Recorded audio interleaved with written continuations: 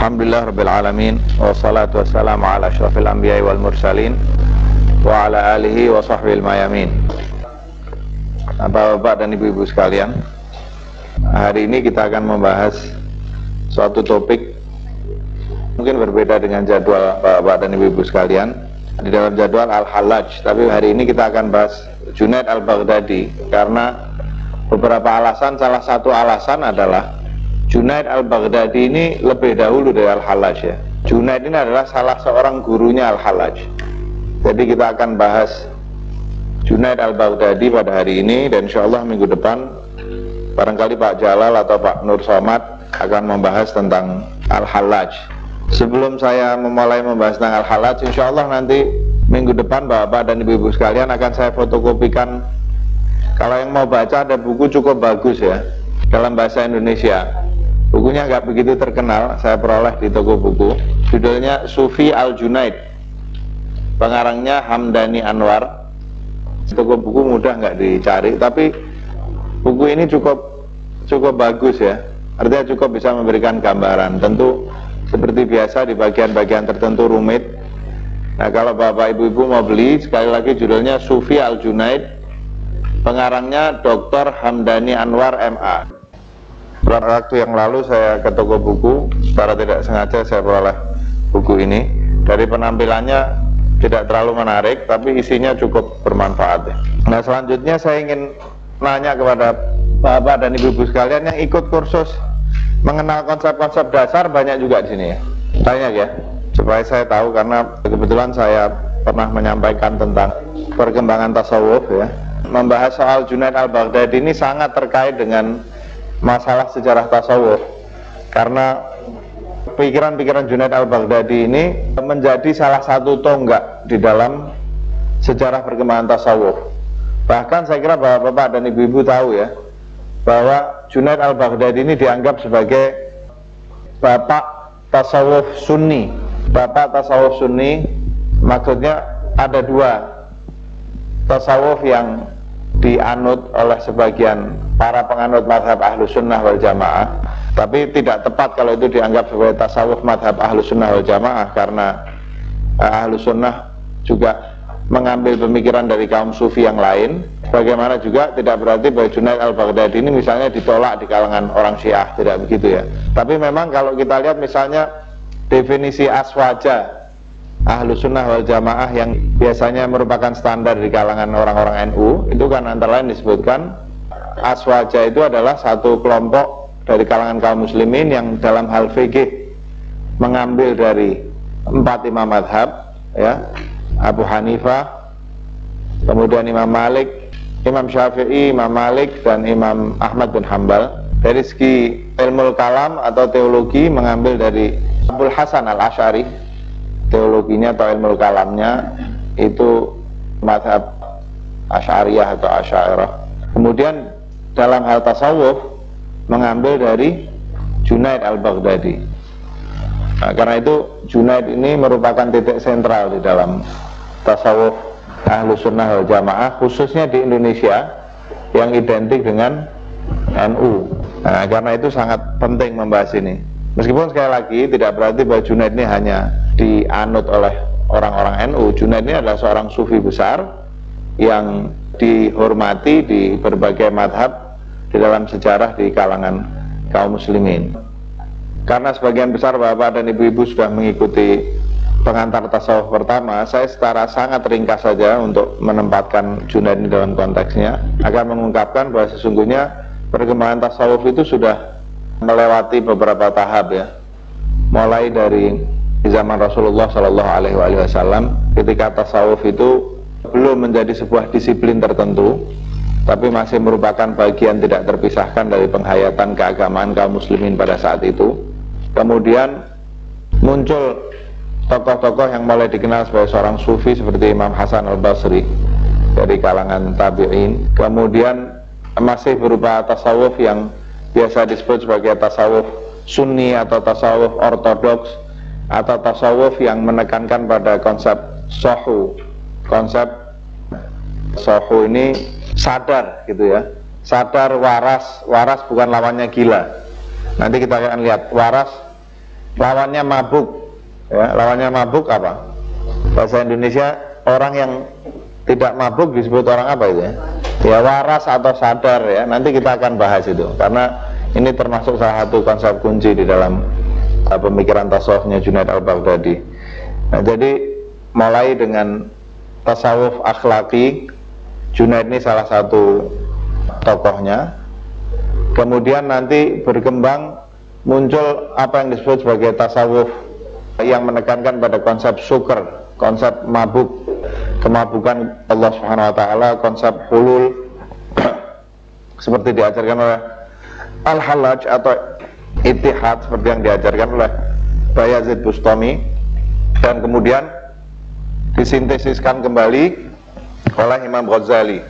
Jadi kalau digambarkan tahap-tahapannya ya, ini masa sekarang, ini zaman Rasulullah SAW, ini di masa tabi'in ya.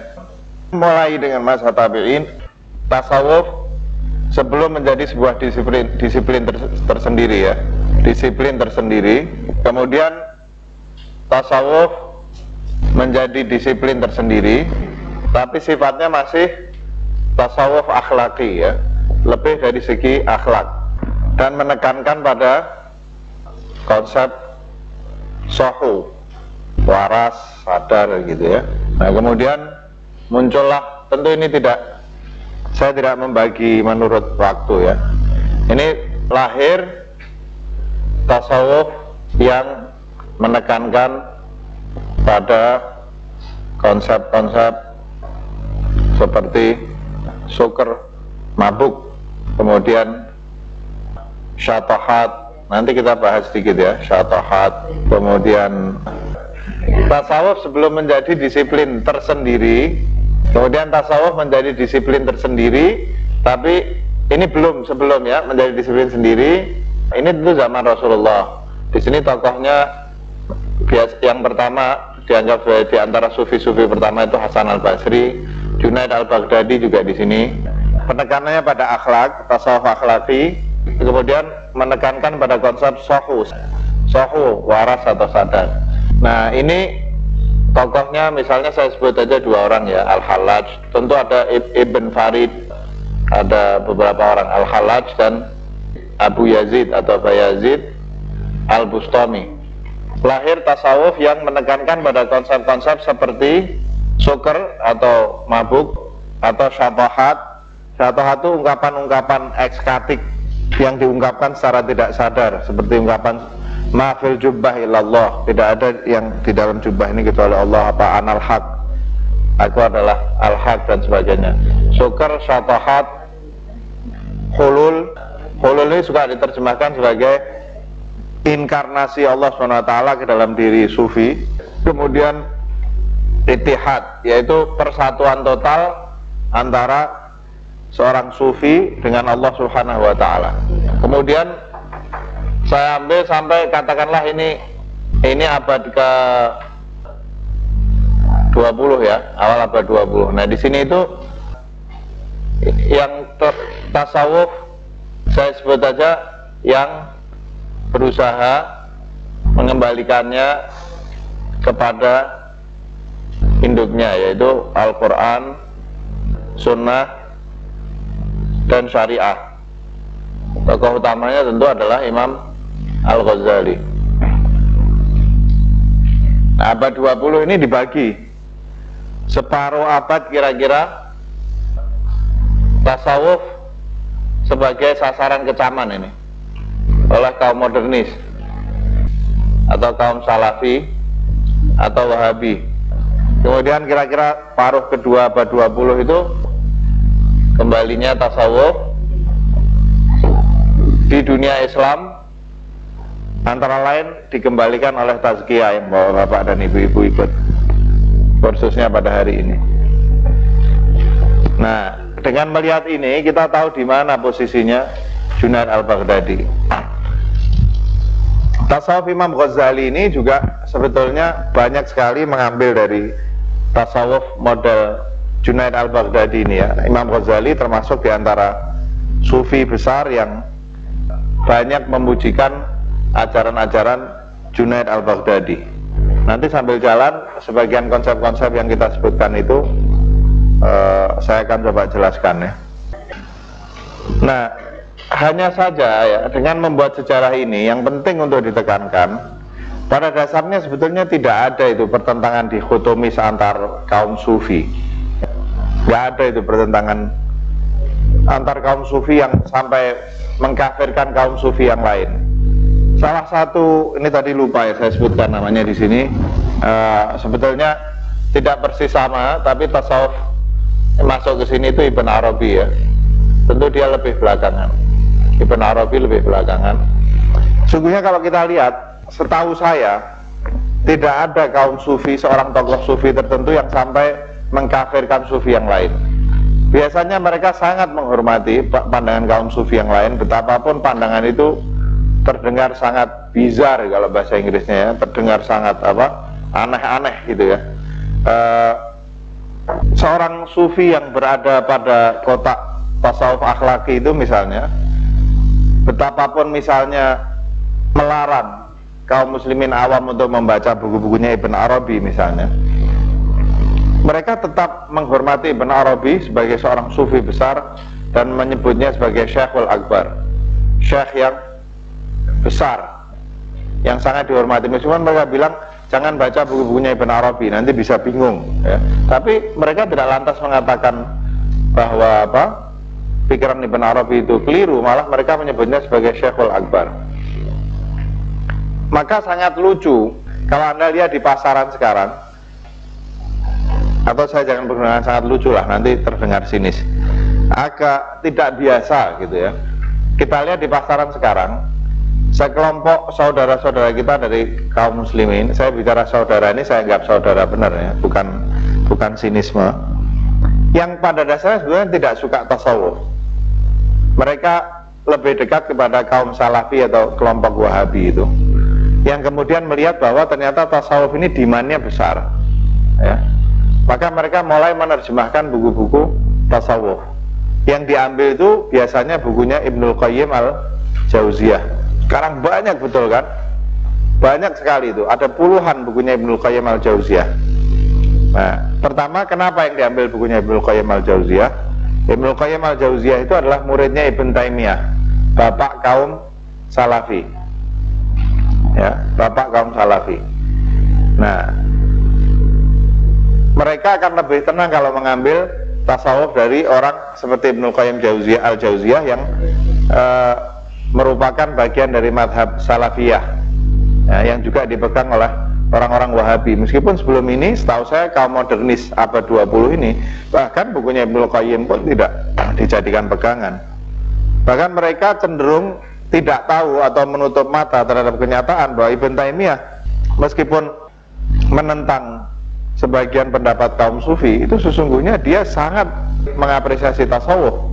Dan Ibn Taimiyah itu dalam banyak hal seorang sufi. Dia memang misalnya pandangan tentang wahdatul wujudnya Ibn Arabi itu Ibn Taimiyah menolak, tapi tidak berarti Ibn Taimiyah menolak tasawuf. Nah, belakangan ini karena demand yang besar, maka akhirnya bahkan di kalangan yang menjadi pemuka sikap anti tasawuf di abad modern ini sekarang mulai menerbitkan buku-buku tasawuf dari Ibnul Qayyim al-Jauziyah yang merupakan muridnya Ibn Taimiyah. Nah, yang tidak biasanya itu, yang tadi lucunya dalam tanda kutip, itu sebagian buku saya nggak baca banyak, saya beli beberapa itu Ibnul Qayyim, diedit oleh orang-orang dari Saudi biasanya, dari kalangan Wahabi, terus dikasih catatan kaki tambahan yang menyalah-nyalahkan pandangannya Ibnul Qayyim al-Jauziyah. Jadi kalau saya Ibnul Qayyim ini terasa terlalu apresiatif terhadap pandangan-pandangan tasawuf yang ditentang oleh kaum Wahabi ini, dibikinkan catatan kaki, dikatakan bahwa ini pendapat Ibnul Qayyim ini keliru, yang benar begini gitu ya. Jadi sudah pertama selektif memilih, pertama terpaksa untuk menerbitkan buku-buku tasawuf, saya kira ya. Tapi nggak apa-apa, kita dalam hidup ini biasa terpaksa.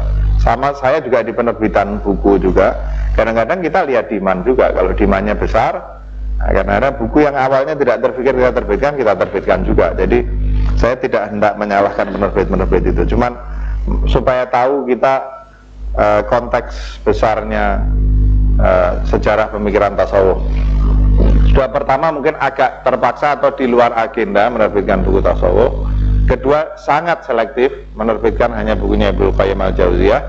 Ketiga, masih diberi catatan kaki dan disalah-salahkan pada bagian-bagian yang dirasa terlalu mengapresiasi pandangan kaum sufi yang lain-lain itu, ya. Nah, ini masa yang 50 tahun terakhir ini. Jadi tidak ada itu kaum sufi yang saling menyalahkan satu sama lain meskipun pandangan mereka berbeda. Saya ingin kasih satu ilustrasi ya, betapa banyak sufi yang kita kenal itu bukan hanya mereka tidak saling mengecam, mereka itu berasal dari satu lingkungan yang sangat kecil kadang-kadang ya. Ini contohnya Junaid al-Baghdadi ini. Ini coba saya ringkaskan ya. Kita kan pernah kenal orang namanya Ma'ruf al-Karfi, itu sufi besar ya. Kemudian Sari atau menurut saya yang benar Sirri ya, Sirri as-Saqati, itu sufi besar juga. Kemudian salah satu sufi yang besar juga yang merupakan salah satu tokoh dalam tasawuf sunni, Al-Harith al-Muhasibi. Kemudian An-Nuri, Junaid al-Baghdadi, Al-Kharraz, Ash-Shibli, Al-Hallaj. Ini semua tokoh sufi besar. Sebetulnya ada banyak nama tokoh sufi lagi seperti Utsman al-Makki dan lain sebagainya yang tidak saya catat di sini karena mungkin tidak terlalu populer ya. Saya ambil tokoh-tokoh yang disepakati, bahkan orang seperti saya yang tidak tahu banyak tentang tasawuf pun kenal nama-nama ini ya. Saya ambil itu sebenarnya dari satu lingkungan. Saya gambarkan tabelnya. Mulai dari Ma'ruf al-Karfi. Nah, ini punya murid namanya Sirri, ada yang menyebut Sari atau Sari as-Saqati ya. Sari as-Saqati ini adalah paman sekaligus gurunya Junaid al-Baghdadi. Nah, dia ini adalah temannya Al-Harith al-Muhasibi ya, ini teman dekatnya, sering berkunjung. Nah, dia ini juga salah seorang gurunya Junaid al-Baghdadi ya. Nah, orang seperti Al-Kharraz itu adalah teman dekatnya Junaid. Teman dekatnya Junaid yang lain adalah An-Nuri. Ini semua tokoh-tokoh sufi besar. Junaid al-Baghdadi ini punya dua murid, ini juga sufi-sufi besar. Yang sini Ash-Shibli, seorang sufi besar, dan Al-Hallaj. Bayangkan ya, ini sufi-sufi besar itu ada bukan hanya di satu kota, di kota Baghdad. Mereka kenal baik, saling mengunjungi, jalan-jalan bareng, kumpul di satu rumah berdiskusi ya. Nah, yang menarik adalah orang seperti misalnya Al-Hallaj yang dianggap berada dalam kutub yang sepenuhnya berbeda. Junaid al-Baghdadi, sufi yang menekankan pada konsep sahu, kesadaran, kewarasan. Dan Al-Hallaj ini ekstrem kiri yang sampai mengatakan anal haq dan dihukum mati antara lain karena alasan itu. Itu hubungannya guru murid. Ini saya ungkapkan tabel ini untuk menunjukkan bahwa di antara kaum sufi itu sesungguhnya meskipun mereka bisa berbeda pendapat, tapi pada dasarnya mereka saling menghargai, dan perbedaan pandangan itu lebih sering merupakan perbedaan ungkapan ya, ketimbang betul-betul perbedaan yang substansial di antara pikiran-pikiran mereka. Sampai di sini ada pertanyaan atau komentar barangkali? Nggak ada ya, kita terusin. Nah, sekarang apa pikiran-pikiran Junaid al-Baghdadi ini seperti apa? Oh ya, satu hal lagi ya, atau oke dah, kita langsung masuk aja ke tema-temanya. Kita mulai dulu dari salah satu konsep kuncinya tasawuf, yaitu yang disebut sebagai zuhud. Perlu diketahui bahwa Junaid al-Baghdadi ini seorang yang tidak miskin. Junaid itu hidupnya cukup makmur menurut riwayat. Orang seperti kitab-kitab standar tasawuf ya, di dalam Kashful Mahjub, Al-Hujwiri dan lain sebagainya, disepakati bahwa Junaid al-Baghdadi ini bukan sufi yang yang miskin. Meskipun Junaid punya guru ya, Junaid punya guru namanya Al-Qantari. Orangnya hidupnya sangat miskin, pakaiannya penuh tambal-tambalan ya. Sampai ketika dia meninggal dunia, dia mau mewariskan itu pada salah seorang muridnya jubahnya. Dan ketika dipakai itu jubahnya berat karena sudah lapis-lapisan tambalannya itu begitu banyak di bajunya. Nah, tapi Junaid sendiri itu disepakati menurut kitab-kitab standar dalam tasawuf itu bukan seorang miskin, bahkan hidupnya cukup makmur. Junaid itu punya salah satu gelar, Junaid al-Baghdadi itu gelarnya Al-Khazzaz, maksudnya pedagang sutra. Jadi Junaid itu dikenal sebagai seorang pedagang sutra yang sukses, yang hidupnya tidak miskin. Kebetulan Junaid ini lahir dari keluarga pedagang ya. Ayahnya disebut ayahnya pedagang pecah belah. Kemudian pamannya itu kalau nggak salah Sirya Sakoti itu kalau nggak salah pedagang rempah-rempah kalau nggak salah saya. Jadi ini memang dia dari kalangan pedagang. Nah, karena itu tidak heran di dalam konsep Junaid al-Baghdadi, dan ini salah satu yang menyebabkan mungkin tasawufnya Junaid al-Baghdadi ini dianggap sebagai tasawuf yang moderat ya. Disebut sebagai tasawuf ortodoks, tasawuf moderat atau tasawuf ortodoks, atau disebut sebagai tasawuf sunni, dan cenderung diterima sebagai bentuk tasawuf yang sesuai dengan Al-Quran dan Sunnah. Itu dalam konsep zuhudnya Junaid al-Baghdadi misalnya, Al-Junaid tidak menganggap zuhud itu sebagai sikap menolak dunia atau sikap anti dunia. Menurut Junaid al-Baghdadi, seperti mungkin pernah saya singgung di dalam beberapa, saya nggak tahu mungkin ada bapak dan ibu-ibu yang pernah ikut di dalam sesi yang saya memberikan materi. Zuhud itu tidak pernah diartikan sebagai sikap anti dunia, dan sebagai gantinya seorang sufi harus hidup miskin. Nah, menurut Al-Junaid dalam salah satu definisinya, yang perlu saya ceritakan sedikit, Junaid ini tidak banyak menulis buku ya. Ada Rosail itu yang merupakan ini. Tapi umumnya pendapat-pendapat Al-Junaid ini dicatat oleh muridnya atau oleh orang-orang lain. Jadi pemahaman kita sekarang tentang pikiran-pikiran Al-Junaid ini umumnya kita peroleh dari catatan-catatan orang tentang pemikiran-pemikiran Junaid ya. Nah, Junaid mengatakan bahwa zuhud itu adalah tidak terikatnya hati kita oleh benda-benda duniawi. Jadi dengan kata lain, benda-benda duniawi yang kita miliki itu tidak boleh mengontrol kita, tapi kita yang harus tetap dalam keadaan sepenuhnya mengontrol benda-benda duniawi yang kita punya itu. Sebagai gantinya, Junaid dikenal berpandangan mengenai perlunya orang mencari nafkah di dalam hidupnya dan mencukupi kebutuhan-kebutuhannya sendiri, di samping menyedekahkan kelebihan harta yang dimilikinya untuk keperluan orang lain yang membutuhkan. Bahkan sebenarnya nanti akan kita lihat, mudah-mudahan nanti disinggung juga, atau mungkin tidak disinggung di minggu yang akan datang karena bukan merupakan inti pemikiran Al-Hallaj ya. Al-Hallaj itu diberi gelar Al-Hallaj. Katanya ada dua pendapat ya. Ada dua pendapat, tapi salah satu pendapat mengatakan bahwa Al-Hallaj ini diberi gelar itu karena dia adalah seorang pemintal kapas.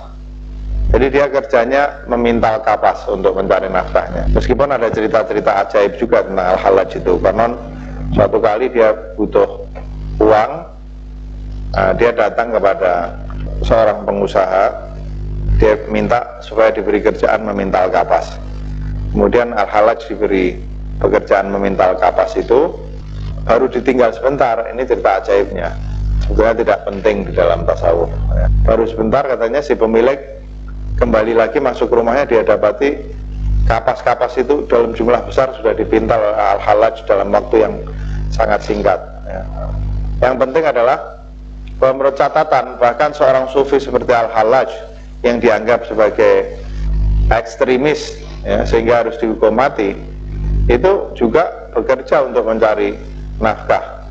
Pada Al-Junaid itu merupakan bagian penting dari pandangan tasawuf dia, bahwa seorang sufi tidak mesti anti dunia, tidak harus, bahkan sebaiknya dia bukan orang miskin, dia bekerja mencari nafkah, dan karunia Allah yang dia peroleh lewat pekerjaan mencari nafkah itu dipakainya untuk menghidupi dirinya, keluarganya, dan orang-orang yang membutuhkan.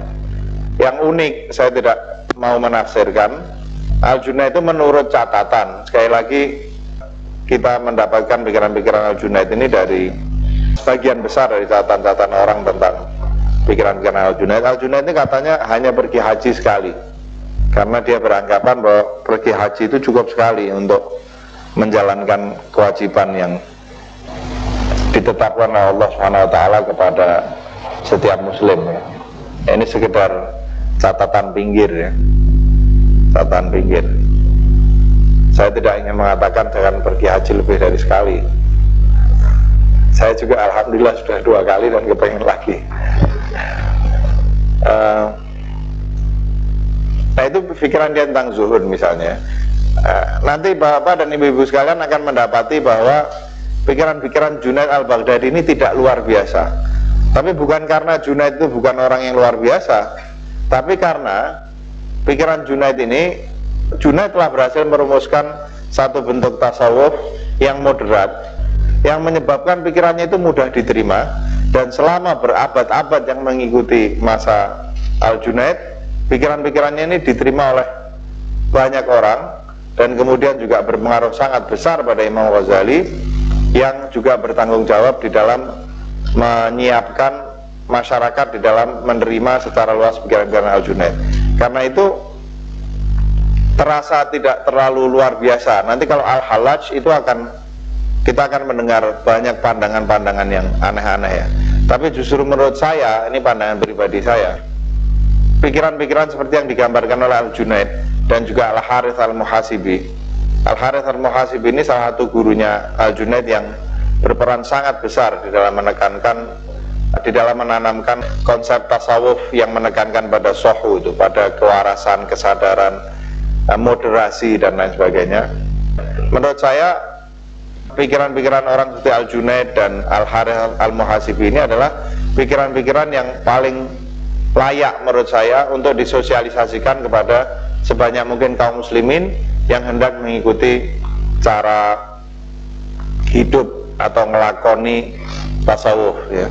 Tidak berarti yang lain-lain jelek, tapi ada pandangan-pandangan yang lebih tepat disampaikan untuk kaum khawas yang lebih khusus, elit dalam arti orang-orang yang memang studi dan ingin memiliki spesialisasi sebagai ahli tasawuf, atau dia sendiri ingin betul-betul jadi seorang sufi.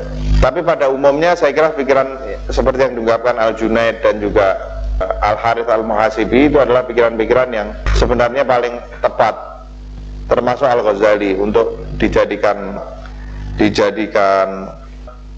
bahan utama di dalam mensosialisasikan tasawuf ya.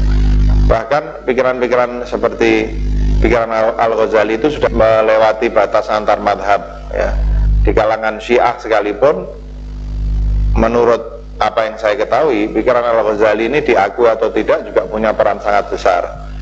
Itu salah satu buku tentang tasawuf akhlaki yang sangat terkenal di kalangan para pengikut madhab Syiah, Jami'us Sa'adah oleh An-Naraqi, itu terasa sangat kuat dipengaruhi oleh pikiran-pikiran Imam Ghazali. Bahkan saya bisa mengatakan Imam Khumaini ketika menulis bukunya Asrarus Shalah misalnya, saya tidak punya data historis bahwa Imam Khumaini dipengaruhi oleh Al-Ghazali ya, tapi kita akan lihat banyak paralelisme di dalam buku Asrarus Shalahnya Imam Khumaini dan bab Asrarus Shalah yang ada di dalam Ihya Ulumuddin misalnya. Jadi ini sudah melewati batas-batas antar madhab. Bahkan Ayatullah Khumaini sendiri dalam saya pernah mengikuti ceramahnya Ayatullah Taqi Misbah Yazdi di Teheran, yang mengutip beberapa pernyataan Ayatullah Khumaini misalnya tentang syatohat, bahwa sesungguhnya orang-orang yang mengeluarkan ungkapan-ungkapan ekstatik yang terdengar meracau itu, sufi yang dalam keadaan fana, kehilangan kesadaran, dan kemudian mengeluarkan ungkapan-ungkapan seperti anal haq dan misalnya mafil jubah ilallah dan lain sebagainya, itu syatohat itu sebetulnya lebih merupakan ekses. Jadi Imam Khomeini menggambarkan itu wadah si sufi, setiap manusia sebetulnya ya, wadah si sufi itu terlalu terbatas untuk menerima pengalaman religius atau pengalaman ruhani yang sampai kepadanya dalam bentuk penampakan Allah Subhanahu wa Ta'ala ke dalam jiwanya. Begitu terbatasnya jiwa manusia ini sehingga pengalaman itu melimpah katanya, seperti sebuah wadah yang terbatas yang diisi dengan air terlalu banyak sehingga kemudian air itu melimpah. Nah, limpahan ini yang menyebabkan kaum sufi ini mengeluarkan syatohat. Jadi itu lebih karena keterbatasan si sufi di dalam menerima pengalaman religius ini ya. Junaid al-Baghdadi misalnya diriwayatkan pernah menerima surat dari Ash-Shibli, muridnya. Nah, surat itu ditulis oleh Ash-Shibli dengan menggunakan istilah-istilah tasawuf yang rumit-rumit, dan katanya diriwayatkan surat itu dikembalikan oleh Junaid dengan jawaban bahwa aku tak hendak menjawab suratmu ini karena kalau aku jawab aku telah mengoyakkan tabir. Kata Junaid al-Baghdadi, maksudnya mengoyakkan tabir yang seharusnya dibuat oleh kaum sufi bagi kaum awam. Dan kaum sufi itu termasuk bahkan Al-Farabi yang dikenal sebagai seorang filosof, dan belakangan diketahui dia juga seorang sufi. Dia menulis sebuah buku judulnya Fususul Hikam, sebuah buku yang sering disalah mengertikan sebagai sama dengan Fususul Hikamnya Ibn Arabi ya. Tapi Al-Farabi itu juga menulis buku dengan judul yang sama, Fususul Hikam, yang dipercayai merupakan karya dia sebagai seorang sufi. Bahkan seorang seperti Al-Farabi yang punya jiwa filosof yang sangat kuat, itu seperti juga Imam Ghazali percaya bahwa ilmu itu harus dibagi menurut tingkatan-tingkatannya. Jadi ada yang untuk awam, untuk orang pada umumnya, untuk bapak-bapak, ibu-ibu, saya juga. Nah, ada yang untuk khawas, nanti ada yang untuk khawasul khawas ya, ada. Bahkan Imam Ghazali itu dia sendiri membagi-bagi bukunya menurut tingkatan-tingkatan itu. Misalnya untuk tingkatan awam, Imam Ghazali itu menganjurkan untuk membaca buku dia yang berjudul Bidayatul Hidayah. Bidayatul Hidayah itu semacam ringkasan populer dari buku Ihya Ulumuddin, buku sederhana itu. Seingat saya dulu pernah diterbitkan penerbit Mizan, saya nggak tahu masih ada di pasaran atau tidak. Ini itu buku yang dianjurkan oleh Imam Ghazali untuk dibaca oleh orang-orang awam. Kemudian Ihya Ulumuddin itu sudah mulai ada soal-soal yang mulai berat ya, meskipun dibahas sangat ringkas dan sangat populer oleh Imam Ghazali. Tapi buku seperti Mishkatul Anwar misalnya menurut Imam Ghazali itu termasuk buku yang diperuntukkan oleh kaum khawas, meskipun saya tahu penerbit Mizan juga sudah menerbitkan itu. Dan untungnya buku itu diterjemahkan secara cukup jelas sehingga mudah-mudahan juga tidak membuat rumit ya. Memang kaum sufi sendiri percaya mengenai perlunya ilmu pengetahuan itu disampaikan ala qadri uqulihim, sesuai dengan kadar akal mereka kalau mengutip itu ya. Jadi itu hal yang biasa.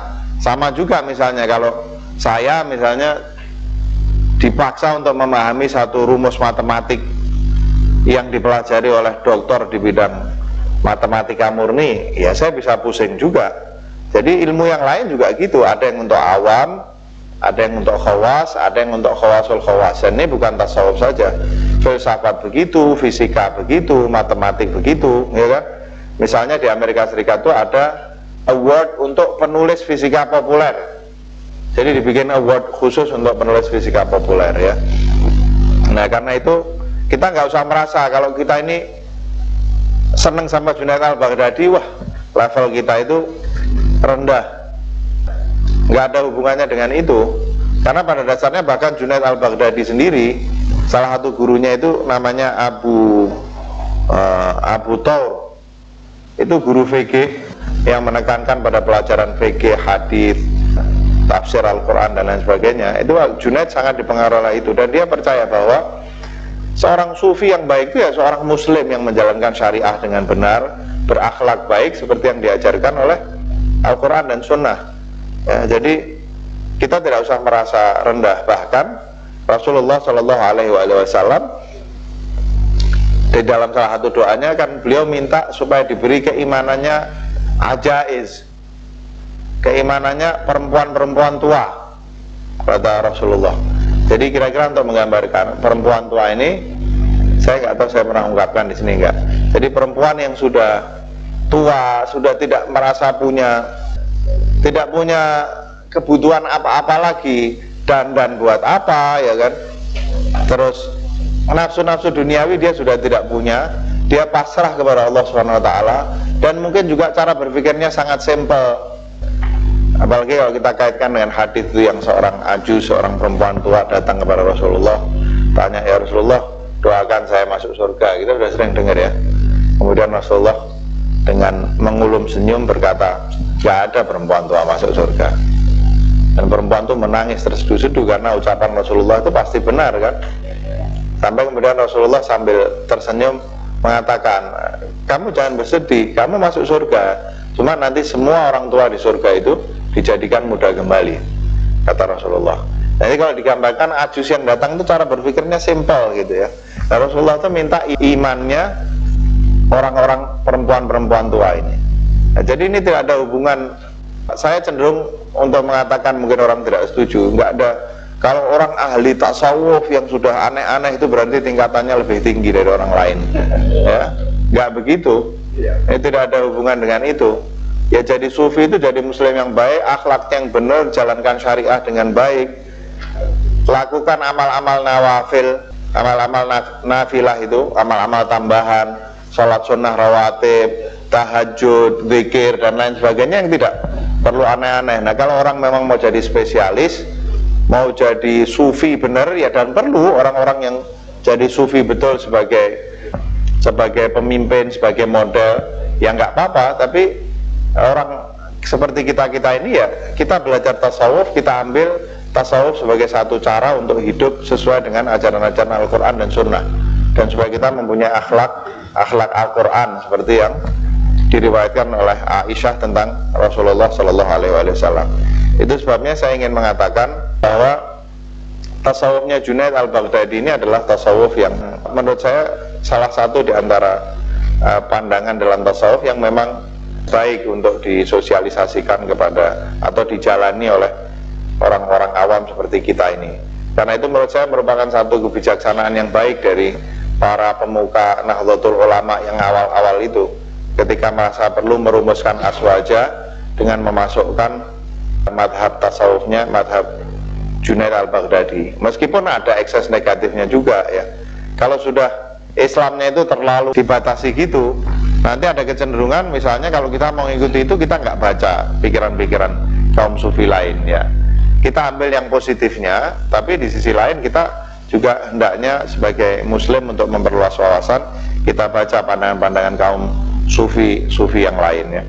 Nah, saya hanya akan menambahkan satu konsep kunci dalam pemikiran Al-Junaid. Tadi saya sudah bahas tentang konsepnya mengenai tasawuf yang menekankan pada sohu secara sepintas, yaitu saya simpulkan bahwa yang lebih penting itu adalah kondisi sadar waras itu, bahwa saat ketika kita mengalami hal itu ya fana, sehingga kita kehilangan kesadaran kemudian mengeluarkan syatohat, itu bukan esensi dari tasawuf. Esensi dari tasawuf itu adalah apa yang mengendap di dalam pikiran seorang sufi pada saat dia kembali mengalami sobriety, keadaan waras, sadar itu. Jadi bukan syukur yang ditekankan, tapi justru sohunya. Kemudian tadi saya sudah bahas sedikit konsepnya tentang zuhud. Nah, saya akan bahas satu lagi konsep kuncinya, yang bagi bapak dan ibu-ibu yang mau lebih ini bisa beli buku ini, atau minggu depan saya akan fotokopikan kira-kira bangsa 10-15 halaman yang saya anggap merupakan pengantar yang perlu buat bapak dan ibu-ibu. Insya Allah minggu depan sudah bisa dibagikan.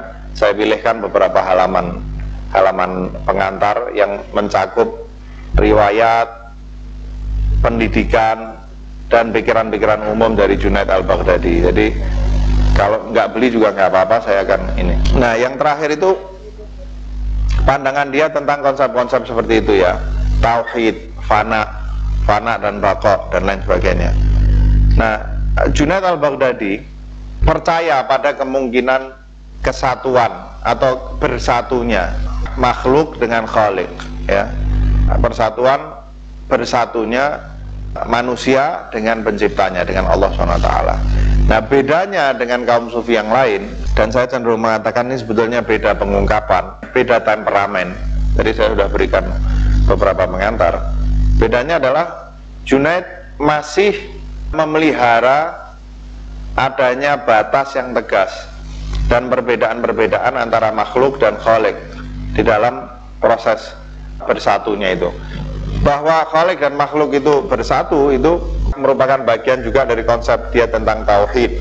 Tauhid itu pada dasarnya adalah, menurut Al-Junaid, adalah hilangnya sesuatu yang lain selain Allah Subhanahu wa ta'ala dari hati atau jiwa manusia. Jadi tauhid yang sesungguhnya itu segala sesuatu yang ada di dalam hati kita itu bersifat ilahi. Artinya apa? Bukan berarti kemudian kita meniadakan dunia. Tidak mesti untuk menjadikan segala sesuatu itu bersifat ilahi kita harus meniadakan dunia, tidak begitu ya. Kita tahu bahwa di dalam ajaran Islam mencari nafkah itu bisa merupakan bagian dari ibadah kalau kita beri rumusan yang benar.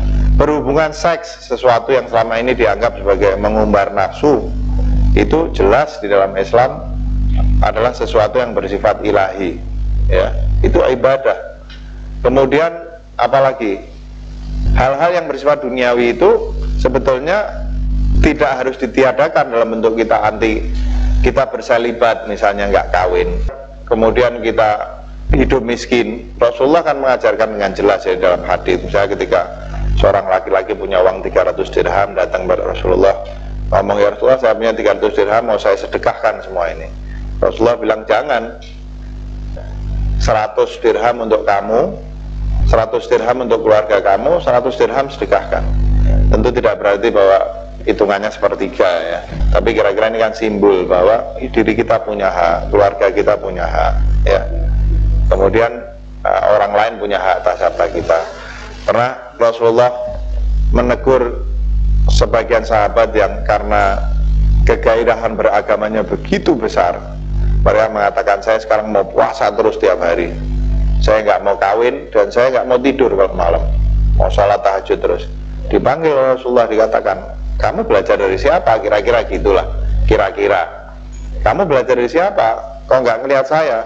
Saya ini jaga untuk sholat tahajud tapi saya tidur, kata Rasulullah. Saya puasa dan saya berbuka, kata Rasulullah, dan saya menikah.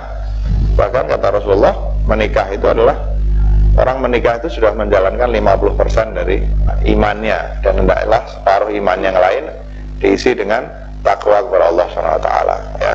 Nah, jadi yang penting itu bukan kemudian membunuh segala sesuatu yang bersifat duniawi, tapi mengemas itu dalam kemasan atau celupan Allah SWT. Kita menikah, berhubungan seks karena Allah Subhanahu wa ta'ala ya, karena itu merupakan bagian dari fitrah Allah Subhanahu wa ta'ala yang diberikan kepada kita. Maaf saya menggunakan contoh hubungan seks ini karena ini kan paling gampang diasosiasikan dengan mengumbar nafsu misalnya. Kemudian harta juga begitu, sama kita menikmati karunia Allah Subhanahu wa ta'ala dan dengan security yang kita punyai karena kita secure ya secara ekonomi, dan itu kita bisa memaksimumkan sumbangan kita kepada masyarakat ya, itu kita sudah mengemas kepemilikan harta duniawi kita dengan kemasan Allah Subhanahu wa ta'ala dan lain-lain ya, dan lain-lain. Nah, itu tauhid, itu diartikan itu. Tapi sekali kita melepaskan aspek-aspek duniawi dari kehidupan kita dari kaitannya dengan Allah SWT, pada saat itu sungguh-sungguhnya tauhid kita sudah terkotori. Kita merasa, wah, harta saya mau saya pakai untuk senang-senang, just for the sake of indulging oneself, hanya untuk mengumbar nafsu kita terhadap benda-benda di duniawi. Pada saat itu tauhid kita sudah terganggu dan kita sudah masuk ke dalam wilayah syirik, dan selanjutnya dan seterusnya. Itu konsep tauhidnya Junaid al-Baghdadi. Nah, konsep ittihad Junaid al-Baghdadi itu terkait sangat erat dengan konsep tauhid, bahwa manusia itu bisa bersatu dengan Allah SWT pada saat di dalam hatinya sudah tidak ada lagi sesuatu yang bebas Allah, kira-kira gitu, bebas Allah. Kan di dalam Al-Quran dikatakan Allah SWT tidak menjadikan dua rongga di dalam hati manusia. Hati manusia itu satu kamarnya. Jadi kalau ditempati yang lain, ya tidak ditempati Allah SWT. Atau kalau diisi gudangnya dengan hal-hal yang bersifat duniawi banyak, ruang bagi Allah SWT tinggal sedikit. Makin sedikit keterikatan kita dengan dunia, makin besar ruang bagi bersemayamnya, dalam tanda kutip. Kalau tidak saya kasih tanda kutip, jadi konsep hululnya al-halaj itu kan bersemayamnya Allah dalam hati. Jadi pakai tanda kutip. Bersemayamnya Allah SWT ini ruang bagi persemayaman Allah SWT makin besar. Dan begitu, kalau kita mampu mengemas seluruh aspek eksistensi duniawi kita dengan hal-hal yang bersifat ilahi, maka gudang jiwa kita ini kosong dengan sesuatu kecuali yang bersifat ilahi. Seluruhnya diisi dengan Allah Subhanahu wa Ta'ala. Ya, jadi ittihad itu tidak menghilangkan keberbedaan antara makhluk dan khalik, tapi menyebabkan Allah SWT itu bersemayam di hati si khalik, sehingga seolah-olah apa yang dilakukan khalik itu adalah merupakan tindakan Allah Subhanahu wa Ta'ala lewat sarana manusia itu sendiri. Nah, ini berbeda dengan konsep hulul, paling tidak dari segi pengungkapan, karena saya tidak mau mengklaim saya mengerti pikiran-pikiran al-halaj atau bahkan pikiran Junaid yang dianggap lebih moderat. Pengetahuan saya sangat terbatas dan ini bukan basa-basi. Mungkin saya ini ada di sini semata-mata karena kebetulan saya punya waktu luang lebih banyak dari bapak dan ibu-ibu untuk baca beberapa buku itu aja. Kalau dalam hululnya al-halaj itu kan pada saat ittihad itu aspek nasud manusia itu sudah hancur. Manusia itu tinggal aspek lahudnya, tinggal aspek keilahiannya yang ada, itu yang bersatu dengan Allah SWT secara total. Meskipun secara fisik orang itu masih ada, tapi pada dasarnya orang fisik, eksistensi fisikal itu sudah mati. Tinggal eksistensi keilahian di mana Allah dan manusia itu sudah tidak bisa dipisahkan lagi, ya. Tapi sekali lagi ini sebuah penjelasan yang tidak fair terhadap pikiran al-halaj, karena sebuah pikiran yang sangat sulit saya pahami secara ceroboh dan saya ungkapkan dalam 20 detik, ya. Jadi ini sangat tidak fair. Pada analisis yang lebih dalam saya tahu bahwa pikiran al-halaj tentu lebih canggih dan lebih complicated, dan kemungkinan besar kita ini, saya terutama, menyalahpahami itu, menganggap itu sebagai hulul, padahal sesungguhnya itu cara pengungkapan yang lebih complicated atau lebih canggih dari konsep yang barangkali juga diyakini oleh seorang sufi moderat seperti Junaid al-Baghdadi. Ya, saya kira sekedar sebagai pengantar, sudah pukul 11.04 itu cukup. Mudah-mudahan bapak dan ibu-ibu punya gambaran tentang Junaid, dan kita masih punya waktu 45 menit untuk mendengarkan komentar bapak-bapak dan ibu-ibu, mendengar pertanyaan bapak-bapak dan ibu-ibu yang mungkin bisa saya jawab, mungkin tidak bisa, atau saya jawab sebisanya. Mudah-mudahan pukul 12 nanti kita pulang dengan gambaran umum dan awal tentang Junaid dan pikiran-pikirannya. Saya persilahkan, ini saya hari ini merangkap sekaligus sebagai moderator. Silakan, apa saja, bebas. Biasanya kalau pertama orang yang perlu volunteer gitu. Komentar pertama. Iya Pak, silakan. Tadi selain zuhud itu pendapat atau pikiran-pikiran atau ajaran-ajaran Al-Junaid itu apa lagi Pak? Sebenarnya Al-Junaid membahas praktis. Al-Junaid membahas tentang ma'rifah, tentang musyahadah, tentang tawakal, ya. Konsep-konsep kunci di dalam tasawuf itu juga dibahas oleh Junaid al-Baghdadi. Meskipun pada dasarnya pembahasan-pembahasan itu ada di dalam konteks, kalau boleh saya pergunakan key konsep tadi, ya, konsep-konsep kunci di dalam konsep-konsep kunci yang sudah saya ungkapkan tadi. Kalau Anda masih minta tambahan atau ekstra, mungkin saya ceritakan sedikit tentang konsep dia tentang ma'rifah. Junaid al-Baghdadi itu percaya bahwa pada dasarnya semua orang itu bisa mencapai ma'rifatullah, tapi ada ma'rifatullah yang diberikan oleh Allah SWT kepada orang-orang awam, dan ada ma'rifatullah yang diberikan kepada orang-orang khawas, punya kemampuan sendiri untuk bisa mengetahui Allah SWT. Bahwa setiap ma'rifah, sekali lagi, seberapa tingginya maqam sufi itu merupakan tindakan sengaja dan inisiatif Allah SWT untuk memasukkan ma'rifah itu. Sehingga misalnya orang yang mendapatkan ma'rifah oleh karena Allah memberikan ma'rifah itu. Jadi kaum sufi secara sangat hati-hati menggunakan istilah itu, al-arif billah. Sesungguhnya dia membagi dua, ada al-alim billah dan al-arif billah. Al-alim billah itu adalah orang-orang awam yang mengetahui Allah Subhanahu wa ta'ala lewat tanda-tanda Allah yang disebarkan oleh Allah di dalam alam semesta dan di dalam diri manusia. Nah, orang awam yang mengetahui Allah Subhanahu wa ta'ala lewat tanda-tanda yang disebarkan oleh Allah di dalam alam semesta dan di dalam diri mereka, ini oleh Al-Junaid disebut sebagai alim billah, al-alim billah.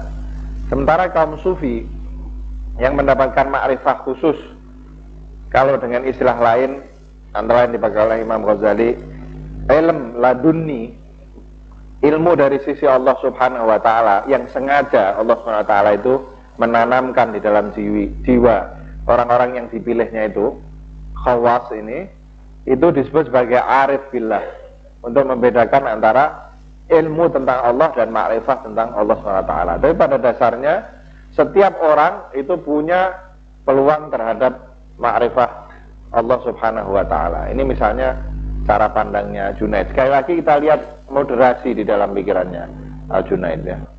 Ma'rifah itu pengetahuan tentang Allah SWT ya. Ma'rifah itu kan dari arafa, ya'rifu ya, artinya mengetahui. Pengetahuan tentang Allah SWT itu tentu sesuatu yang tidak bisa diungkapkan. Allah itu kan tidak terbatas, karena itu dia melampaui semua deskripsi tentang Allah SWT.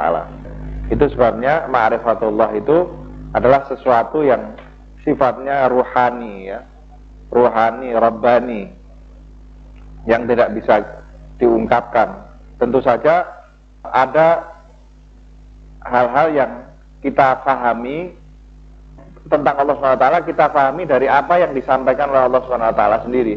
Misalnya dalam asma dia, itu kita memahami tentang Allah itu Rahman, Rahim, dari sifat-sifatnya, dari asma-asmanya, dari ciptaan-ciptaannya, kita bisa memahami tentang Allah SWT. Itu ilmu tentang Allah. Tapi ma'rifah itu adalah pemahaman yang lebih mendalam tentang Allah SWT, yang berada di luar deskripsi. Itu merupakan sesuatu yang bersifat ruhani, yang membutuhkan zauq ya, zauq atau satu fakultas merasa, yang merupakan bagian dari hati kita, yang akan merasakan kedahsyatan, keindahan Allah SWT yang di luar deskripsi itu ya. Secara ringkas gitu. Silahkan. Hasan al-Basri itu konon malah pernah hadir di dalam majelis-majelis Imam Ali. Ini ada PR buat panitia aja. Tahun-tahun saya nggak hafal terus terang. Tapi yang jelas dia masa tabi'in, Rabi'ah saya kira setelah Hasan al-Basri ya. Dugaan saya. Tapi apakah ada masa yang overlap antara Hasan al-Basri dengan Rabi'ah, terus terang saya nggak hafal. Tapi dia sempat berada di zaman Imam Ali ya. Tapi sekali lagi tolong dicek. Saya ini soal kronologi paling tidak menguasai. Mudah saya kira. Di antara buku tasawuf yang ada di sini saja nanti kita buka coba. Nanti akan ketahuan di situ. Yang jelas di dalam sebagian riwayat memang digambarkan bahwa Hasan al-Basri itu termasuk orang yang mendapatkan manfaat dari ilmunya Imam Ali bin Abi Thalib. Tapi sekali lagi soal masa hidupnya tolong dicek. Saya nggak begitu ini. Dia dari generasi tabi'in. Mohon maaf saya nggak bisa jawab dengan baik. Ya. Iya Pak, silakan. Assalamualaikum. Waalaikumsalam. Mungkin agak menyimpang. Minggu lalu saya mendengar dari Ustadz Jalal tentang syair Imam Khomeini yang berbunyi tinggalkan masjid, minumlah anggur di kedai-kedai dan sebagainya.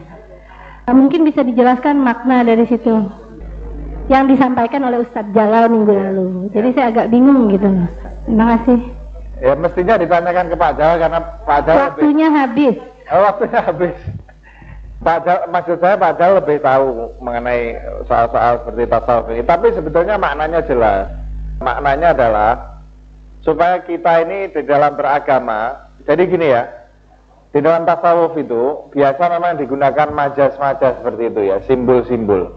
Simbol-simbol. Salah satunya adalah simbol-simbol yang dipergunakan oleh Imam Khomeini itu. Saya tidak tahu, saya lupa itu. Saya punya buku puisinya Imam Khomeini itu. Cukup lengkap, tidak banyak. Puisi Imam Khomeini itu tidak banyak, beberapa puisi. Saya punya lengkap dengan terjemahan bahasa Inggrisnya. Saya tidak tahu di masa kapan Imam Khomeini menulis itu, tapi maknanya sebetulnya sangat jelas. Setiap puisi, apapun, teks itu mesti kita pahami dalam konteks ya. Tidak boleh kita lepaskan dalam konteks. Yang jelas Imam Khomeini itu tidak minum anggur yang memabukkan, dan juga orang yang dikenal sangat lekat dengan masjid. Nah, jadi yang dimaksud dalam beragama itu hendaknya kita jangan berhenti pada formalitas. Jangan merasa kalau kita sudah jamaah di masjid atau melakukan aspek legal formalistik dari agama, maka selesai keberagaman kita. Tadi saya sudah menekankan berkali-kali betapa Junaid al-Baghdadi itu ingin meyakinkan orang bahwa untuk bersufi ria, kalau boleh saya menganalisa begitu, orang tidak boleh meninggalkan syariah. Tapi di sisi lain, untuk menjadi seorang muslim dan mukmin yang baik tidak cukup hanya dengan menjalankan syariah dari segi legal formalistik. Itu cara puisi, kita kan tahu ya, puisi itu kan punya caranya sendiri di dalam mengungkapkan kebenaran-kebenaran. Imam Khomeini ingin mengatakan itu, dobrak segala formalitas itu. Dobrak dalam arti jangan berhenti pada formalitas. Kita harus bergerak melewati formalitas itu, melewati dinding-dinding masjid itu, tapi kita masuk dalam satu dunia hati yang luasnya tidak terbatas, begitu luasnya sehingga hati itulah yang sebagai satu-satunya organ, kata Rasulullah, yang bisa menampung Allah SWT. Jangan hanya syar'i. Soal anggur, anggur itu juga sebetulnya anggur cinta ya. Jadi anggur itu sebagai gambaran mereguk pesona Allah Subhanahu wa Ta'ala. Jadi anggur itu adalah simbol untuk kita mendapatkan pengalaman religius bersatu atau mengalami perasaan kehadiran Allah Subhanahu wa Ta'ala dalam hati kita. Jadi itu maksudnya ya. Bukan maksudnya suruh minum anggur. Betul. Itu sudah dipakai oleh kaum sufi.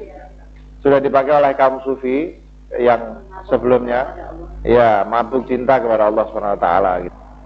Assalamualaikum warahmatullahi wabarakatuh. Assalamualaikum. Salah satu tadi yang diungkapkan oleh Pak Ustadz bahwa manusia bisa bersatu dengan Allah bila tidak ada ruang yang bebas Allah. Itu satu statement. Jadi statement lain, dalam orang belajar sufi kadang-kadang terlihat sesuatu yang esentrik. Bukan berarti orang sufi itu esentrik, tapi ketidakmampuan diri dia dalam mengakseptasi pengetahuan itu, mensinkronkan hal seperti itu. Artinya kita belajar juga sufi, tapi kita juga tidak aneh gitu. Hal-hal apa yang, katakanlah tahap-tahap apa yang perlu dilakukan gitu, terutama dalam hal prosesnya, sehingga kita juga diri kita tetap terkontrol. Demikian, terima kasih. Ya saya cenderung mengatakan ya kita hidup kayak sekarang ini. Kita hidup seperti ini, kita menjalankan seluruh aktivitas keseharian kita, tapi seluruhnya itu kita niati sebagai ibadah kepada Allah SWT. Arahnya itu semua kegiatan kita, dan ini tidak semudah yang saya omongkan. Easier said than done, kata orang. Kayaknya gampang betul. Hidup ya kayak sekarang ini kita sudah jadi sufi, padahal susahnya setengah mati itu. Bagaimana kita kerja cari uang untuk Allah Subhanahu wa Ta'ala. Nah, di situ misalnya kita di kantor, itu efeknya sudah akan jauh lebih besar. Misalnya jadi bos, mesti memperhatikan anak buah. kita. Menyusun gaji ini suka saya kasih contoh karena saya pernah menulis kumpulan tulisan yang saya bukukan itu, Era Baru Manajemen Etis. Menyusun skala gaji, di situ Allah harus turut campur. Dalam hal apa Allah turut campur? Itu kita mikirin gajinya top eksekutif saja atau mikirin gajinya office boy? Kita bikin pemerataan tidak? Misalnya kita punya nggak standar, berapa sih paling banyak gaji eksekutif itu, berapa kali lipat paling besar gaji eksekutif dibanding gaji office boy? Di situ Allah campur tangan. Ketika kita bikin skala gaji dan kita mikir nasibnya office boy, nah di situ Allah ikut campur tangan. Dalam muamalah sama bank misalnya, atau dalam kita melakukan partnership atau syirkah dengan orang, bahkan di dalam berkompetisi dengan orang lain, Allah harus campur tangan di dalam cara kita berkompetisi dengan orang lain. Kalau kompetisi kita tidak fair, nah di situ pada saat kita kompetisi, di situ kita sudah melakukan syirik karena kita sudah tidak membawa Allah untuk campur tangan di dalam mengatur cara kita berkompetisi dengan perusahaan lain misalnya.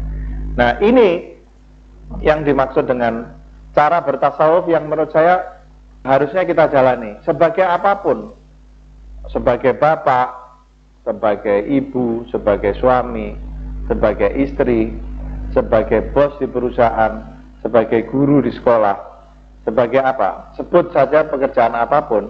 Kalau kita selalu bisa menghadirkan Allah untuk turut campur di dalam setiap proses kehidupan kita, maka pada saat itu kita sudah jadi seorang sufi, dan itu tidak mudah. Maka itu yang disebut sebagai mujahadah, kerja keras atau jihadul akbar. Bagaimana caranya?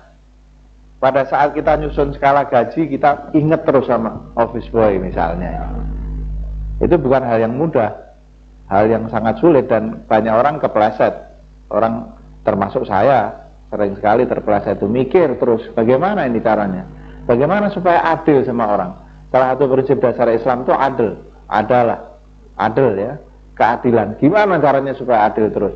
Bagaimana supaya kita tanggung jawab? Kita digaji oleh perusahaan misalnya. Saya ambil aja di dunia bisnis, karena dunia bisnis ini kan business is business. Bisnis itu cari duit pokoknya. Nah justru saya ambil contoh di dalam situasi di mana seolah-olah situasi itu sepenuhnya an-ilahi. Di situ kita bisa jadi seorang sufi. Misalnya kita bertanggung jawab, dikasih gaji, kita harus melakukan dalam job description ini. Misalnya kita jadi direksi, komisaris datangnya berapa kali sih setahun? Kadang-kadang rapat umum memegang saham sekali atau 3 bulan sekali. Dia nggak bakal tahu detail-detail pekerjaan kita. Kalau kita mau, banyak hal yang akan lewat dari pengamatan komisaris. Tapi kita sadar, pengamatan Allah, kamera Allah nggak bakal gagal merekam itu. Nah kalau kita selalu berasa diawasi oleh Allah SWT, bahkan untuk hal-hal yang komisaris nggak bakal tahu, nah di situ kita sudah jadi seorang sufi.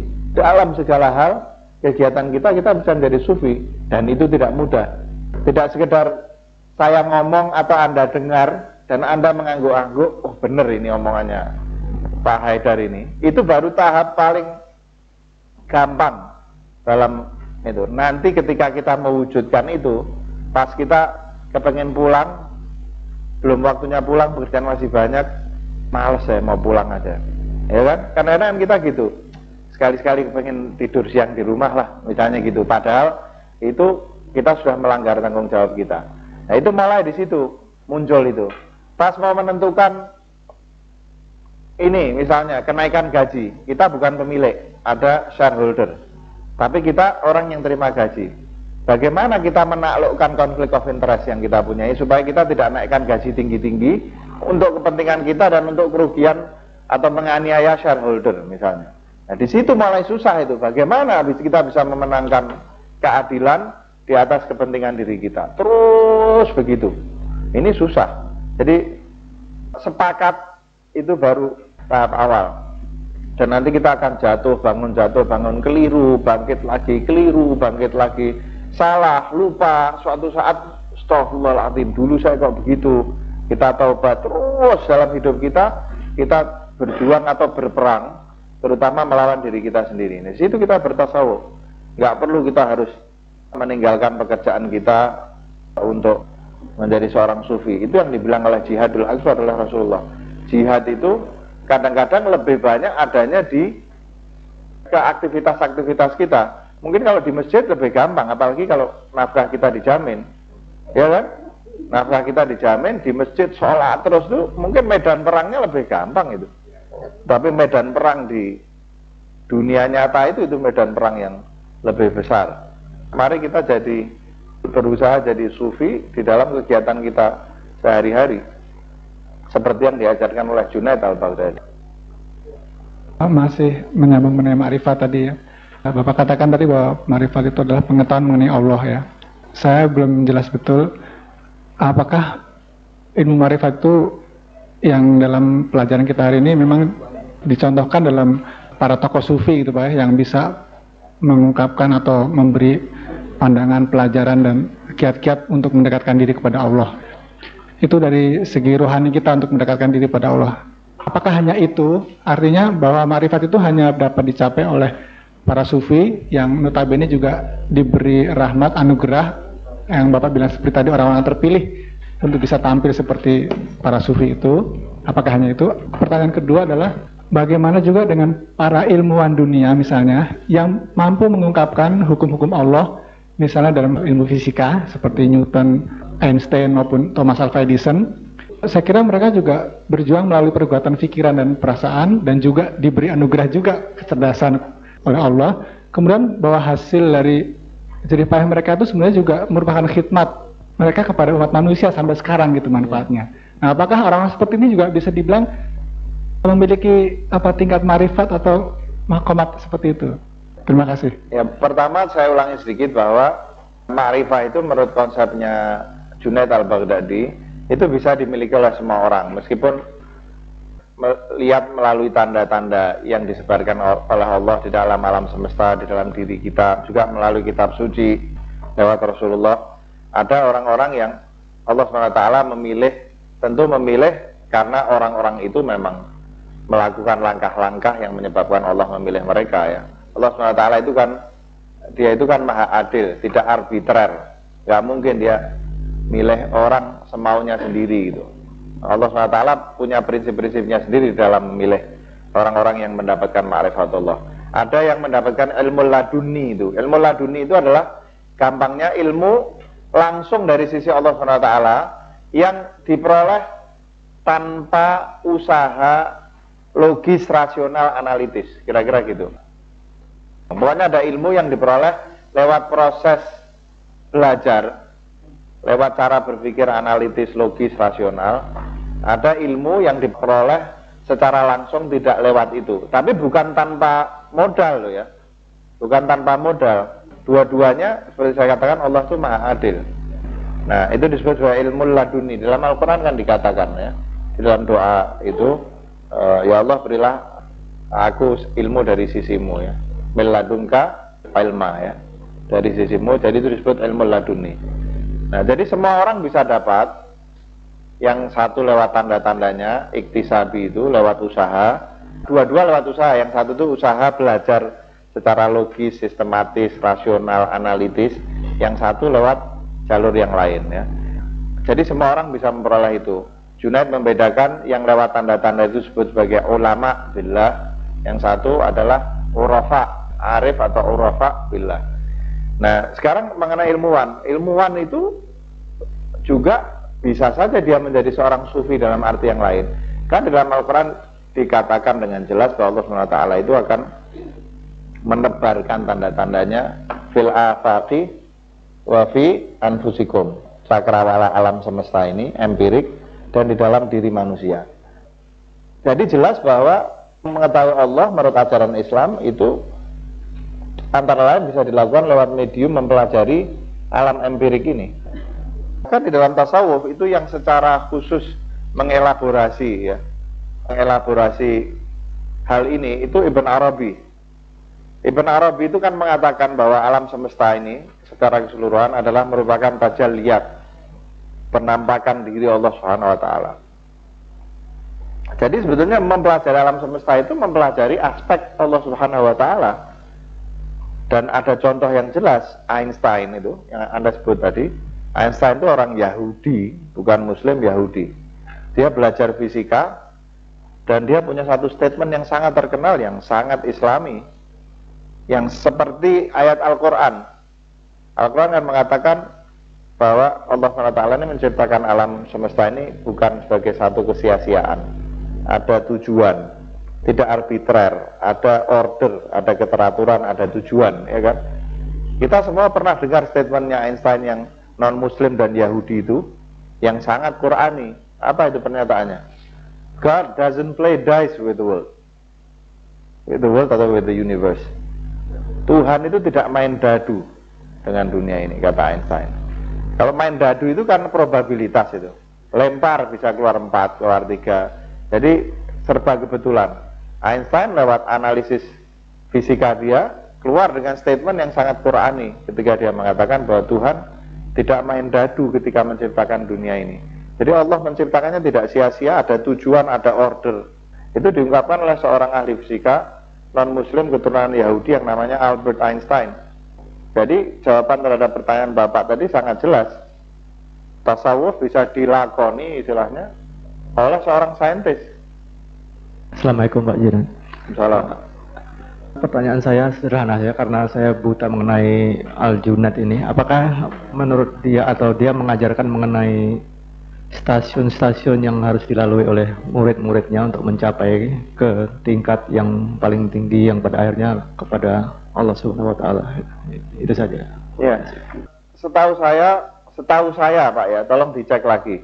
Setahu saya Al-Junad itu memang menyebut tentang tawakal, kemudian ma'rifah dan lain sebagainya, tapi tidak secara khusus menyusun satu teori tentang maqamat itu. Tidak secara khusus menyusun teori tentang maqamat itu. Sekarang kita tolong dicek. Mungkin nanti kalau pas Pak Jalal atau Pak Nur Somad mengajar di sini ditanyakan itu, mungkin keliru. Tapi yang saya tahu dia tidak secara khusus menyusun sebuah teori tentang maqamat itu. Dan menurut saya maqamat itu kan pertama begini, maqamat itu lain sufi lain. Lain sufi lain. Untuk menunjukkan bahwa tidak ada standar yang fix maqamat itu, orang itu harus lewat itu. Ada yang menaruh ma'rifah di bawah cinta. Ada yang menaruh cinta di bawah ridho di bawah cinta, ma'rifah di atas, macam-macam lah ya. Dan urutan-urutan di bawahnya juga beda-beda. Jadi saya kira maqamat itu sebenarnya lebih merupakan satu guidelines yang dibuat oleh kaum sufi untuk mengajari kita prosedur yang memudahkan kita untuk menjalani proses yang disebut sebagai mujahadah itu, sebagai upaya serius itu ya. Dan sebetulnya mereka lakukan itu saya kira secara logis saja. Umumnya kan selalu mulai dengan apa? Taubat, sabar. Setelah taubat, sabar. Itu sebetulnya logis saja. Kalau orang mau melakukan improvement terhadap dirinya, terhadap jiwanya, mulai dengan taubat dulu. Mulai dengan menyesali dosa-dosanya supaya lebih sulit untuk kita melakukan dosa-dosa lagi di masa-masa yang akan datang. Kemudian sabar, biasanya itu diterjemahkan bahwa ternyata untuk bertaubat itu sulitnya luar biasa. Sekarang kita taubat, kita berjanji, itu godaan untuk mengulangi dosa itu kan luar biasa besar. Kita didorong-dorong terus untuk melakukan itu. Karena itu kemudian makom selanjutnya itu sabar. Supaya kita seperti dalam wal asri itu ya, tawassaw bil haq wa tawassaw bis sabr. Sabar ini menjadi konsep yang penting. Kalau orang nggak sabar, saya lihat itu banyak orang yang kerjanya nggak benar. Saya dulu punya, Allah yarhamuh, sudah meninggal dunia, seorang teman. Mudah-mudahan Allah SWT menerima semua amal baiknya dan mengampuni dosa-dosanya. Dan ini bukan satu-satunya orang yang saya ceritakan. Dia minum khamar dan lain sebagainya ya. Dia bertaubat luar biasa, 5 waktu salat di masjid. Luar biasa itu. Sampai orang-orang di lingkungan saya itu suka ngomong dia kemasukan jin Islam kan? Karena begitu drastisnya itu perubahan dari akhlaknya yang buruk menjadi begitu baik. Luar biasa dia sholat di masjid. Saya sudah berbahagia mendengar itu. Lupa gitu, setahun 2 tahun dengar lagi dia kembali kepada kebiasaan lama, minum khamar dan lain sebagainya. Balik lagi, berubah menjadi baik dan lain sebagainya. Ini menunjukkan bahwa sesungguhnya Bertaubat itu butuh kesabaran, konsistensi, istiqomah yang luar biasa besar. Jangan percaya bahwa kalau kita sudah, saya sering itu, cerita saya juga aja daripada cerita teman saya. Sering saya, misalnya ada satu masa di dalam hidup saya, itu saya kalau sholat khusyuk itu, 5 waktu sholatnya khusyuk, saya sediakan waktu khusyuk, saya tinggal pekerjaan saya supaya sholatnya khusyuk. Sampai satu titik saya percaya, alhamdulillah saya sudah melewati satu titik di dalam hidup saya, di mana sekarang sholat itu sudah, sholat saya sudah rapi teratur.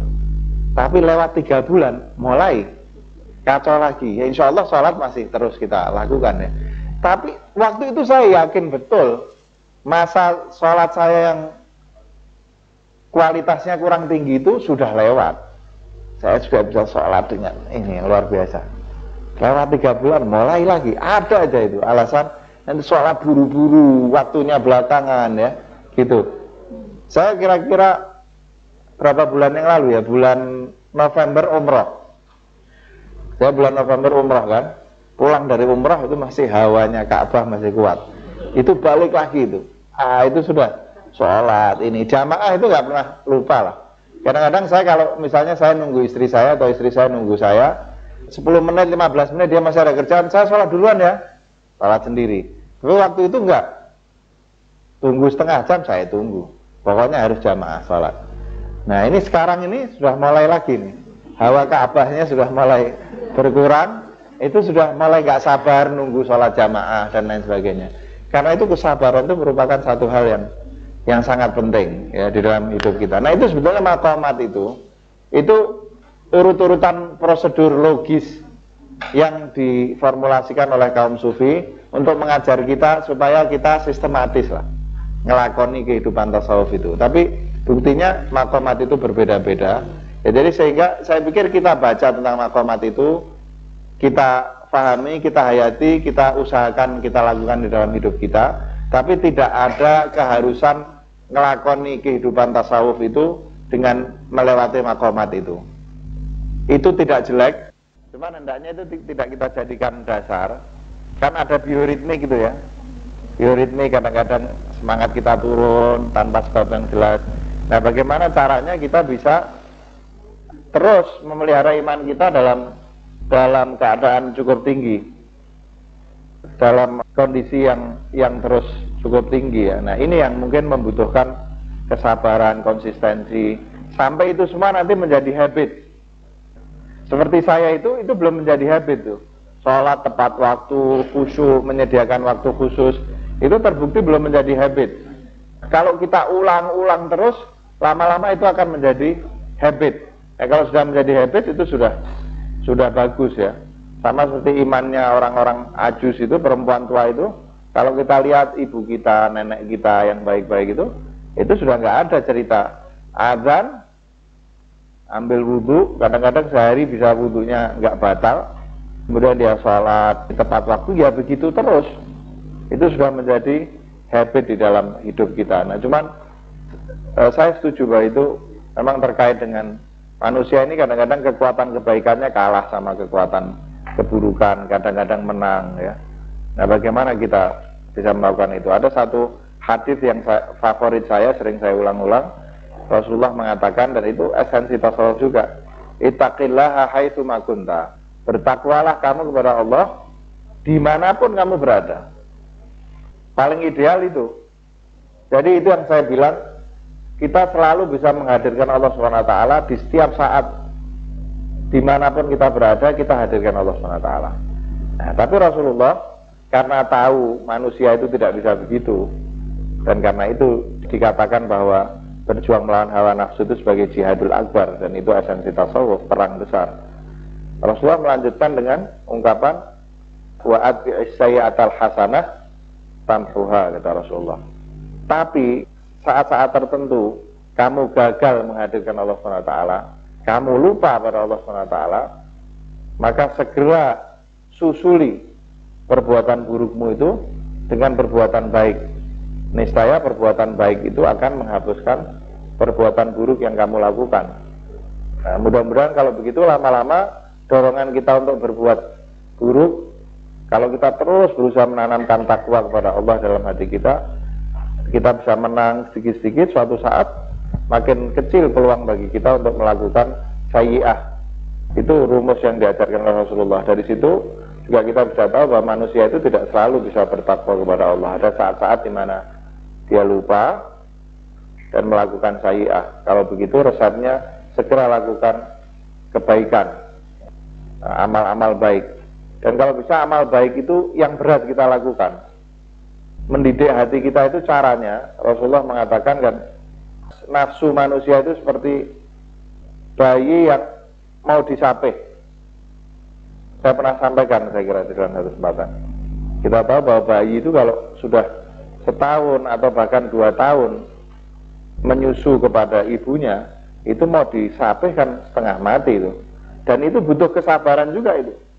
Itu orang kalau nggak sabar, bayi itu kalau disapih kan tiap malam itu dia tidurnya terganggu kan. Itu artinya tidur kita juga terganggu setiap malam. Kalau kita nggak sabar, kita ambil dotnya itu kita kasih aja, gagal upaya kita menyapih anak kita. Itu saya ingat itu dulu, saya punya anak 4, menyapih itu merupakan pekerjaan yang sangat berat. Nah, menundukkan nafsu, kata Rasulullah, sama seperti menyapih anak bayi itu. Harus ditundukkan betul. Nangis berhari-hari, nggak bisa tidur terus begitu, hanya karena disapih dari susu ibunya. Kadang-kadang tahapnya dikasih dot, waktu mau ngelepas dotnya itu juga susah setengah mati. Anak saya misalnya, ketika dotnya dilepas, dia mengulum jempolnya itu sampai keluar daging tumbuh itu, dan berhasil ketika akhirnya kita isolasi di plaster. Dia nggak enak sampai akhirnya berhasil ya. Nah, seperti itu kita menundukkan nafsu. Makanya kalau kita berbuat jahat, kita lakukan amal baik yang berat kita lakukan. Apa? Sayang sama barang tertentu, sama duit tertentu, sedekahkan. Jadi gitu caranya menundukkan nafsu itu. Tindas nafsu itu dipaksa, seperti kita menyapih anak yang sudah waktunya disapih setelah mungkin 2 tahun menyusu pada ibunya, atau ngedot pakai dot itu mungkin bertahun-tahun. Ada yang lain mungkin? Ya Bu, silakan. Assalamualaikum warahmatullahi wabarakatuh, Pak Haidar. Begini, saya ada kesulitan untuk menjawab karena kita sudah lama mengaji di Tazkiyah, dan saya juga mengharapkan Bapak dan Ibu juga setelah mengaji di Tazkiyah, kita akan melihat sendiri dan mendengar sendiri bahwa tidak ada yang jelek. Karena nun jauh di sana banyak suara-suara sumbang yang mengatakan Tazkiyah itu adalah pusat tasawuf. Dan tasawuf itu ciri-cirinya tuh menyimpang, bid'ah. Dan yang mengatakan seperti itu adalah sangat disayangkan juga kaum muslimin, dan yang udah saya anggap juga bisa jadi panutan gitu. Saya mengatakan pada beliau-beliau itu bahwa Anda harus melihat dulu, mendengar dulu, baru kita bisa menjawab bahwa itu, ini, dan itu. Saya menghadapi kesulitan kenapa mereka sampai berkonklusi gitu. Apakah karena ketidaktahuan mereka atau bagaimana? Terima kasih Pak Haidar. Ya itu ada beberapa sebab ya. Salah satunya sebetulnya juga karena sejarah tasawuf itu mengandung ekses-ekses, mengandung penyimpangan-penyimpangan. Tidak salah kalau kaum modernis itu, misalnya kaum modernis di akhir abad 19 dan awal abad 20 melihat ada ekses-ekses tasawuf itu. Memang kemudian pemujaan kepada para wali, terus penekanan pada keramat-keramat, penekanan pada hal-hal ajaib yang menyebabkan fatalisme, sikap anti dunia. Banyak, cukup panjang daftar ekses-ekses tasawuf itu. Kan kesana kemari menghabiskan uang ziarah kubur misalnya. Itu terjadi, itu ekses seperti itu. Kemudian merasa ngapain sih sekolah ini kan ininya orang kafir, nggak perlu kita sekolah, sudah cukup dengan Islam, Al-Quran dan Sunnah misalnya.